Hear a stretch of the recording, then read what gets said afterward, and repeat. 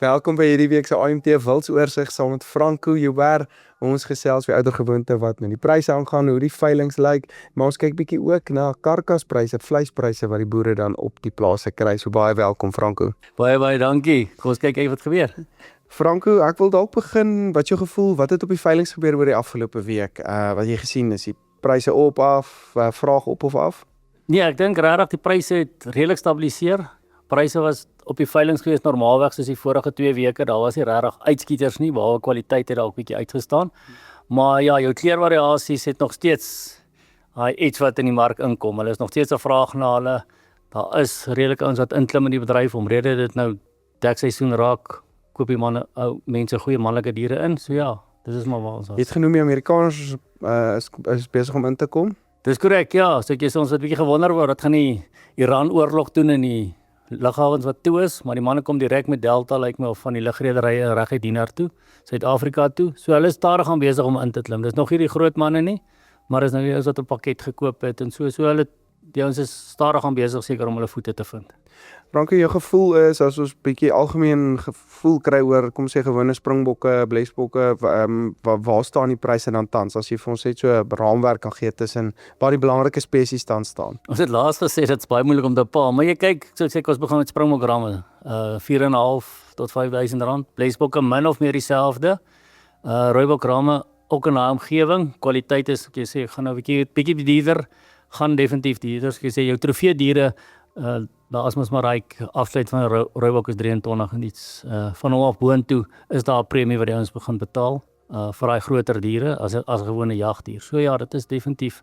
Ek dink die kwaliteit gaan goeie pryse gaan. Die kudubulle soos suiwelbulle soos laas gepraat het. Ja, hulle pryse is redelik. Waar staan hulle tans op die oomblik? As jy nou gewone jagkudubul vat, ja. Kyk, 'n gewone jagkudubul kan die Suid-Afrikaner nie mee bekostig. Ja. Kom ons wees eerlik maar. Gewone kudubulle 45 duim gaan rondom 40 tot 50.000 rand op hierdie stasies.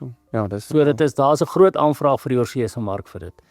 Jou Suid-Afrikaner wat 'n kudubul kan bekostig, ken iemand of hy het 'n vriend of maar so oor normaalweg is dit baie beter om jou kudubulle af te haal en te verkoop. Kudu wat jou sonneblom eet of so iets. Daai tipe, verstaan in die oop plastkudus wat jou skade veroorsaak wat ons nou daag gepraat het oor. Hoorie Franco, kleurvariante, wat staan vir jou uit hierdie jaar sover?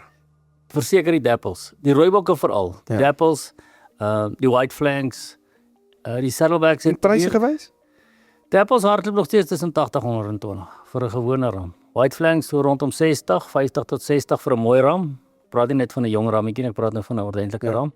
En dan die ander ding, die koningswildebeeste bly daar hoog. Hulle bly ook 120 plus, verstaan, vir kwaliteit diere, ek sê. Dit is van laas jaar se 60 af na dit toe. Ja, kyk nou die koningse word maar gekenmerk in 2 faktore, sy horinglengte en dan die grootste faktor is 'n kol wat hy aan die kant het.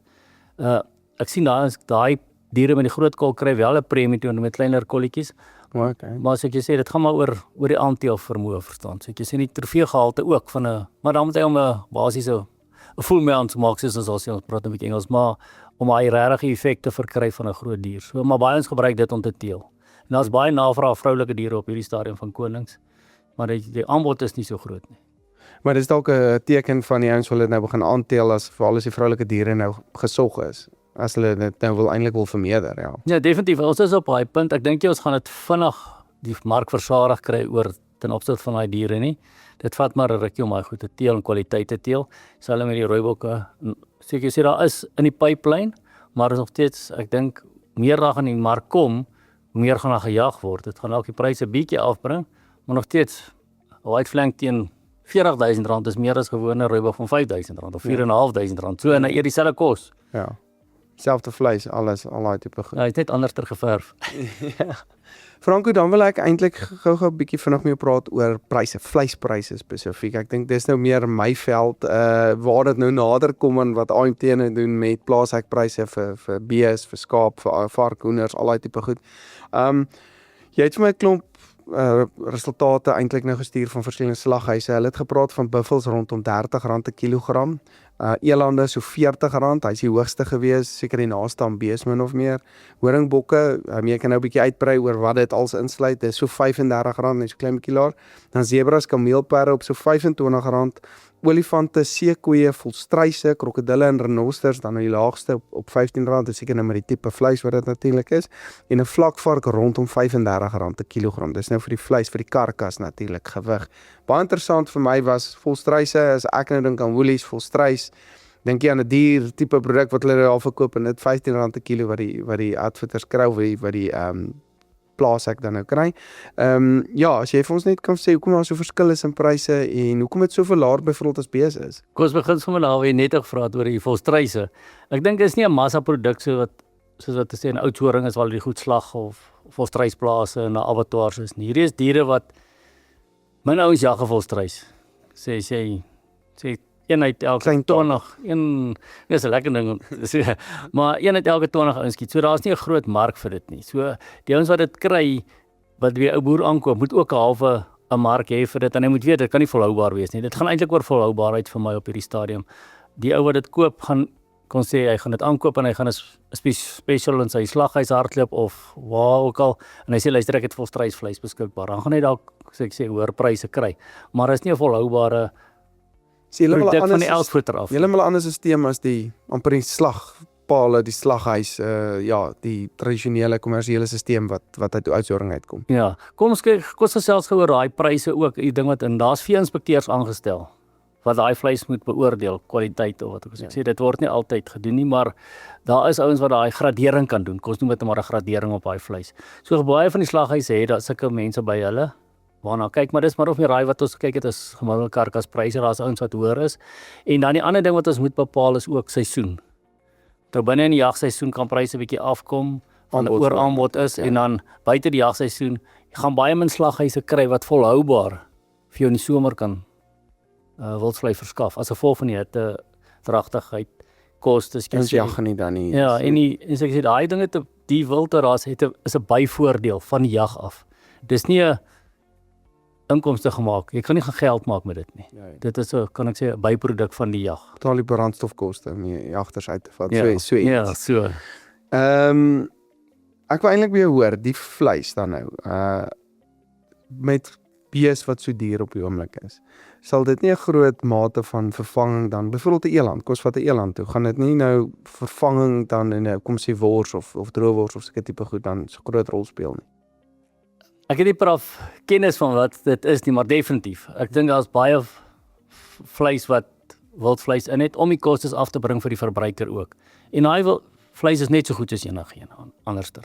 So ek dink daar word 'n mate van die ouens gebruik van daai kan ek sê van die goedkoper wildspesies om dit dalk in te meng of jy hom nou alleen eet of nie. 'n Buffel sal nie alleen kan eet nie. Hy moet in 'n maalvleis of in 'n wors wees, anders is hy te taai. So baie speserye en alles. So jy gaan dit nie eers proe nie, maar hy's maar net 'n taaier struktuur. Ja. So ek dink baie van dit kan daar aangepeer kom, maar as ek sê dit is hoe maar boerewors is en ouens wat sê wat is in hulle vleis en dan kry jy gewone wors verstaan. Ja. So ek dink definitief daar is 'n heel wat van daai vleis wat in die privaat sektor ingaan, baie. Franco, ek weet nie of jy dit kan antwoord nie, maar laat weet maar, waartoe gaan olifant, renoster, daai tipe vleis? Waar word dit geabsorbeer? Ek weet dit is nie baie noodwendig nie, dit is baie op een karkas, maar as nie noodwendig baie geskiet word nie, maar waartoe gaan daai vleis? Baie van dit gaan in blikkieskos in, hondekos, eulaar tipe verwerkte vleise en sulke goeders. Dit is maar baie waartoe dit gaan, verstaan jy jou massa goed te verstaan. Jy sê hondekos, daai tipe goeders, dit gaan baie sin toe. Flavoring tipe goed, as jy nou wil, beef flavor tipe hondekos, daai tipe goed wat 'n mens dan. Ja, so dit gaan definitief in daai voedselketting, verwerkingsketting en so dit gaan nie verlore nie, maar dit is 'n ander mark vir dit. Franco, dink jy baie dankie vir hierdie. Dink jy ek wil gou terugkom by die veilinge ook. Wanneer dink jy wat jou gevoel hoe die volgende maand of wat se veiling dan gaan lyk? Soos die Amerikaners nou inkom, beter pryse, soos ons bietjie beter vraag sien en die veiling in die gang kom. Kyk, daar's so twee faktore. Die eerste is hierdie naweek wat gebeur, kan ek sê man jou meer katalogus soos laas week oor gepraat is, jou meer eksklusiewe diere. So ek dink daar gaan ons 'n goeie diere sien waar gaan kwaliteit heen gaan. Hoekom hierdie spesifiek hierdie naweek? Want dis nou die eerste, kan ek sê, die Who's of Who's veiling. Verstaan. Ja. So ek dink daar gaan ons 'n redelike groei sien. En ek dink ons gaan daar met 'n paar ouens kan gaan gesels en hoor wat is hulle gevoel. Dis my gevoel om dalk uit te kom met hulle te gaan gepraat en ons program nog bietjie meer bekend te stel en hulle, maar dit is wat dan gebeur. En dan dink ek soos jy sê, soos die jaar gaan groei met sy uitdagings en alles, gaan ons definitief sien waar gaan pryse heen, maar daar's klaar 'n gevoel wat ek kry dat jagdiere gaan redelik opgaan. Ek sê ek dink ons behoort teen Mei maand, einde Mei, uitsluitsel te kry oor al hierdie entings en goeters wat makliker gaan weer gaan geskei word. So, ja. En met die wisselkoers wat nou verswak, sal dit ook dan so weer 'n bietjie help dat die Amerikaners dit meer bekostigbaar vir hulle eintlik dan nou is amper. Ja, ek dink die Suid-Afrikaners glimlag, want hulle kry nou 'n bietjie meer rand in hulle sak teenoor 16 of 15.50 teenoor 18 of 17 waar hy gaan draai, kry hy dan nou 'n bietjie meer geld. So hy kan nou bietjie meer geld spandeer ook in die mark om dan 'n geldjie te maak ook.